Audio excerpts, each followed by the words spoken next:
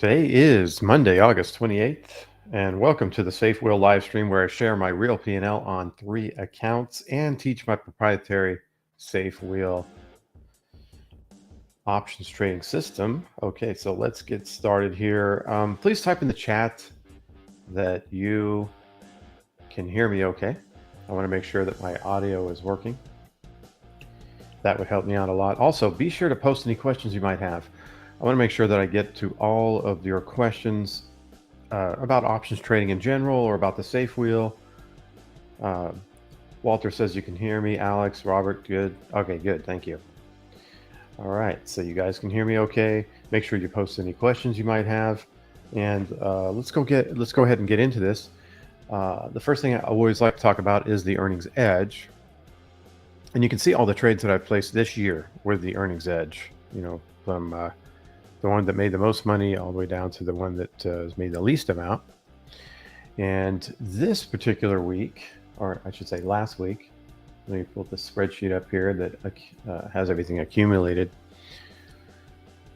I did not trade anything. So the last trade I made was Baidu. So the record is 34.19 and 8. But since I did the last update in October, the record is 14.12 and 5, basically a 500 win half, lose half. But my average wins are $945, and my average losses are only $443. And so for the earnings edge, you can see I did 63% when the market was down 20. This year, earnings edge up 18.5, and I don't think that's accurate right there, that number. Let me pull in the SPY number. What is SPY trading for? We can get a feel for what the market is doing this year up to date. 442.50. Let me put that in there.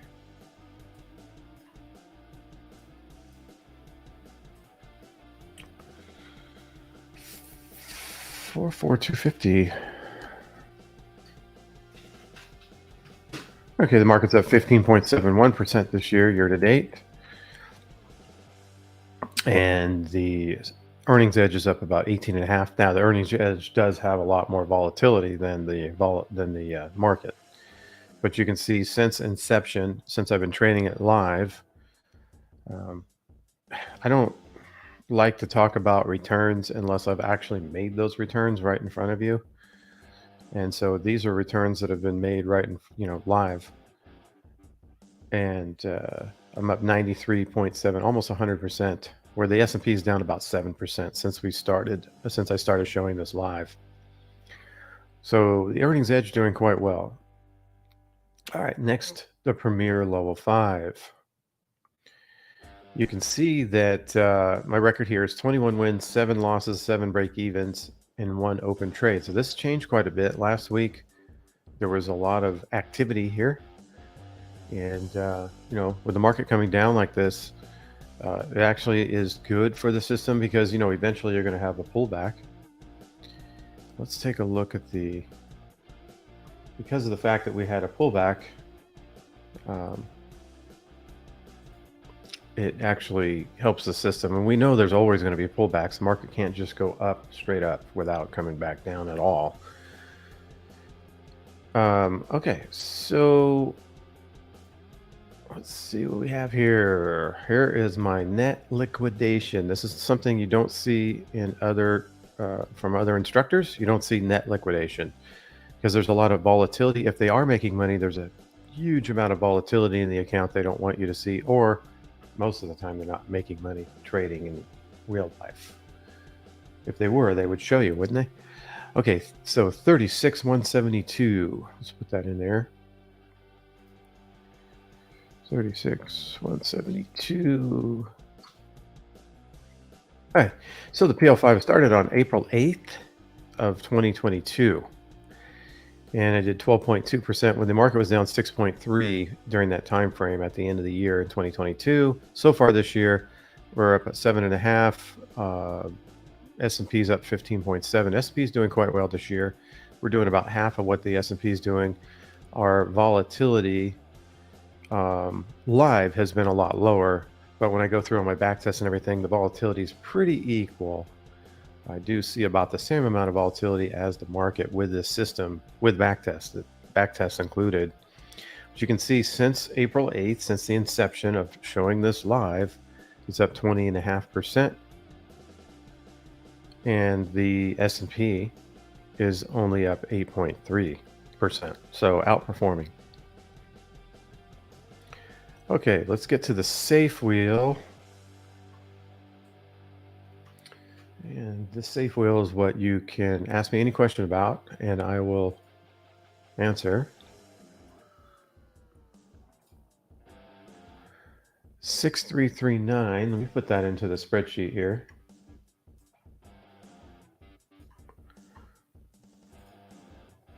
Safe wheel 6339.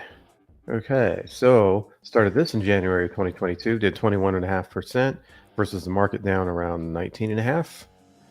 And so far this year, we're at 4% versus the S&P 15. So we're underperforming here.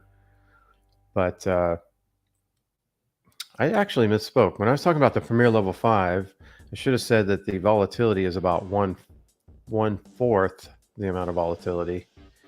So there is a lot less volatility. So the Premier Level 5 is outperforming by a lot. And what I meant to say was a safe wheel had some lower volatility live, but when I back tested, the volatility is very similar to the S&P 500. So that's a safe wheel is what I meant to talk about. In case you got confused there. Let's see, I got confused, but in case you guys got confused. So, like I said, this particular system up about 27% versus the S&P down about 7%. So outperforming there, and then on a risk-adjusted basis, like I said, when you add backtests in, they're pretty even. So really, when you look at the actual percent returns, that's a very accurate measure of this system because risk-adjusted, it's pretty equal. The Premier Level 5, risk-adjusted, even if the returns were equal, the Premier Level 5 would be outperforming on a risk-adjusted basis. Okay, so that's what's going on with the safe wheel. As far as performance, as you can see my net liquidation here. And I am trading DKNG. Okay. And the first thing I want to do is I recognize that I have 100 shares. I know that I wrote this down. I got in this at $30.50, not 28. Because last week I had 200 shares and I had 100 at 28 and 100 shares in at $30.50. And I sold the $28 call, and I've got my shares called away. So I don't really like the way they do this. They have to pick what the trade price or the assigned price was, either $28 or $30.50. And I think what they do is they just pick the last one that you got in. But technically, my cost basis or my assigned price here is $30.50. And I have my long call. Now, the next thing I want to look at is my put hedge. I have a couple questions about that. Number one, am I under 100 days? Because if I am, I would have to roll this or move it, but I'm not. I have another week or two. And then my next question is the strike price within 70% of the actual price of DKNG? Where's DKNG? 28.48. So I'm pretty sure it is, but I'll just do the calculations anyways on my calculator here. 28.48 times 0.7 is 20. So if my strike was 20 or higher, it is 25, it would pass. I would not have to move it, which I do not, because it would be close enough to the actual price of DKNG. So therefore it would be protecting me, and it is protecting me. So I'm not moving it. So that's one thing that's been taken care of. We know we're going to keep this put hedge. So the next thing we're going to do is I know, the next thing I'm going to do is I know that I got assigned at $30.50. I want to try to sell a covered call against those 100 shares. I am back into tier 1. I was in tier 2 last week because I had 200 shares, but now I'm back in tier 1. So let's take a look and see if I can get for $30 at the $30.50 strike or higher, whether I can sell some premium. And I want to look in the nearest expiration cycle, the one that expires in 4 days. So I go to 30.50 and I see that I do not have enough premium. The amount of premium I want to have is at least 28 cents, 29 cents. And at 30.50, I can only get about 10 cents. Therefore, there's not enough premium. So what do? Well, I'm going to open up tier 2. And how do I do that? I sell a put. So I want to go in and sell a put as far out of the money as I can, but getting at least 28 cents or 29 cents. The 27.50 does not qualify because I can't get over 28 cents. So I'm going to come into the $28. I'm going to sell one of these. Now, as far as sizing, I'm going to do one. I'm going to run the traditional wheel with one contract because I have between $5,000 and $10,000. And I'm going to have 3 put hedges. If I had between $10,000 and $15,000, I would do 2 of these traditional wheel and 6 put hedges. If I had between $15,000 and $20,000, I would do 3 of the traditional wheel with 9 put hedges. That's the sizing of this system. Okay, so let's see what we can get. I'm going to go to the 28. I'm going to add a second tier. This looks like 38 cents is what they're offering here. But I'll try to get 39, of course. And hope that I don't have to chase.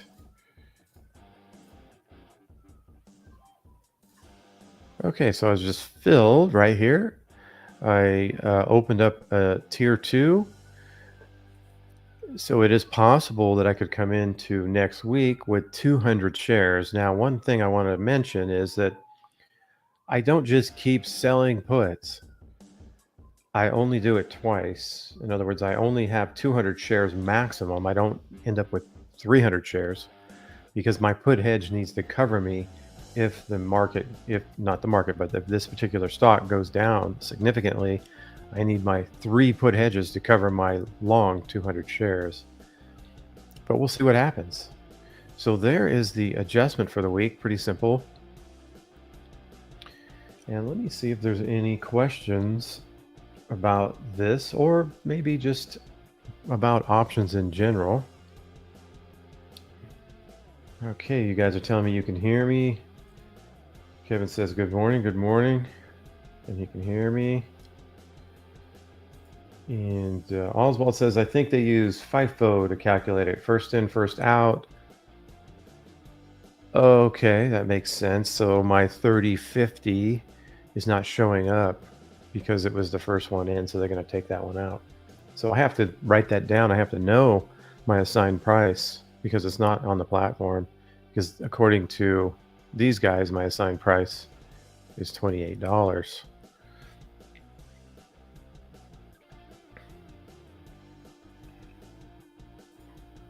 David has a question, or it says, you can do this from the day following execution up to the time the trade settles. Please note, specific trade assignments will need to be made by 11:59 p.m. Eastern on the settlement date. Okay, so I'm assuming you're talking about getting assigned and when the assignment actually occurs in real time. I just let it go on Friday. Like Fridays, I come in and I exchange out my long call. So this long call right here, 31.50 long call, on Friday, towards the end of the close, towards the end of the week when these are going to expire, I'll go ahead and exchange it out for one more week. I'll push it out a week.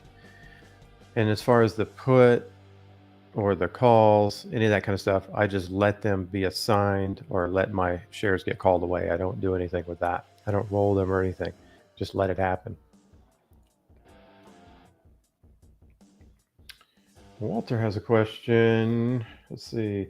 Any other trading platforms you like? I've tried Tasty Trade. They developed Toss. Yeah, Tasty Trade. Those guys did Toss. I think Toss is the best platform. has so many tools that I use. Um, I used to use TradeStation for a while, but I really did not like it. But then they changed the whole platform, and I haven't used it since then. So I can't tell you about TradeStation, but I would look into them because I haven't seen what they're doing lately. Interactive Brokers is decent, decent. I don't like the way they do their margin for portfolio margin. Sometimes they change the rules as you go along, which I don't really like that. And also, I don't like the fact that they don't margin call you. They don't call you. They just margin you without telling you, and I don't like that either. That's why I like Thinkorswim. They tell you, hey, they give you a day to kind of fix any problem you might have. Not that I've had any issues in years, but I like the fact that they at least tell you what's going on and give you a chance to do something about it. That's why another reason why I like Thinkorswim. Less is more. I think they use last in, first out, but you can likely change your settings or call them. Oh yeah, maybe I can just change my settings. But I know, I just wrote down that it's 3050 here. So I know what it is. It's only one number that I have to really remember. David, since you are selling a second put, you wouldn't hedge with another 3 puts? No, so those original 3 puts that I put on are developed, or they're designed to protect my possible position, which would be 200 shares, long 200 shares. Now, I wouldn't put on another one because the reason why I put it on, the put hedge on in the very beginning, or as close as I can to the beginning, is because I want to have the put hedge as close to the actual price of the underlying as possible. If I did it that way, if I were to add a second put hedge right now, it would be further out of the money. It wouldn't be as close. And so I want to get it in there early, and I want it as close as possible to the actual price of the underlying. And if I get down to a point to where I have to add a second tranche or a second 200 shares, that's typically fairly close, or a lot closer to the put hedge, because that put hedge has already been established. And so as I work my way, as the stock works its way down, my put hedge becomes stronger and stronger because I already put that in a while ago. And David says, what I mean is that TD Ameritrade, you can assign which lot gets assigned to the trade. You get called. Oh yeah, okay. So both of you guys tell me that, so I can kind of change a couple settings here and there, and then it'll change my which this 28 number would be $30.50. I might have to do that. And Walter says, make sure that you hit the like button. I appreciate that, Walter. Appreciate that you guys hit that like button. That would help out a lot. All you do is just kind of reach over with your mouse, hit that little like button. That'll help other people find this trade. I think when you're trading options, you want to have an edge, and the only way you have an edge is if you're non-directional, because the edge is the difference between implied volatility and real volatility, and the only way to capitalize on that edge is to not be directional. And the only way to not be directional is to trade systems like this that are quantitative systems that are based on statistical probabilities and not direction.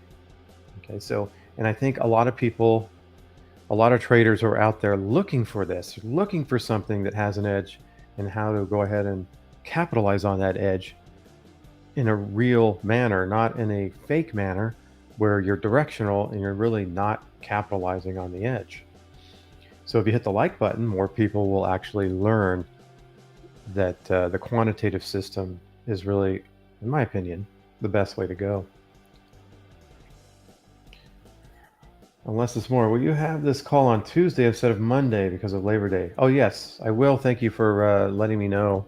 I wasn't even going to make that announcement, but yes, whenever Monday is a holiday, it's just automatic that I'm going to come in on Tuesday morning because the market's closed Monday and I can't trade. So I'll just come in on Tuesday. But yeah, I won't be back Monday. I'll be back on next Tuesday because of Labor Day. And I appreciate you bringing that up. Okay, I don't see any more questions coming in. So I'm going to go ahead and end the broadcast. And one thing I always like to say, if the P&L is not real, what else are they trying to conceal? Oh, you know what? I did get a couple more questions. Hold on a second. They just barely came in. Let me get to them. Martin asks, when you already have 100 shares, how important is it the cheap call protection or the shares itself already cover you? Yeah, I've had that question quite a few times. And the only reason really why I go in and buy the $5 call at this point, I really don't need it too much, but I want to make the rules consistent. I don't want the rules to change or get confusing in any way. And that's one of the main reasons is I want to keep things consistent. And also when the market goes back up, when I own shares, that's when this system actually capitalizes and makes profit too. So I want to not, that $5 call there could come in handy still. And Steve says, DKNG is trying to break through the 50-day moving average if you're looking at technicals. Okay, great. I did not know that because I do not look at technicals because this is a 100% quant system, and fundamentals and technical analysis are not considered when trading the safe wheel. Okay, guys, I'm going to end the broadcast, and I will be back next week on Tuesday. See you then.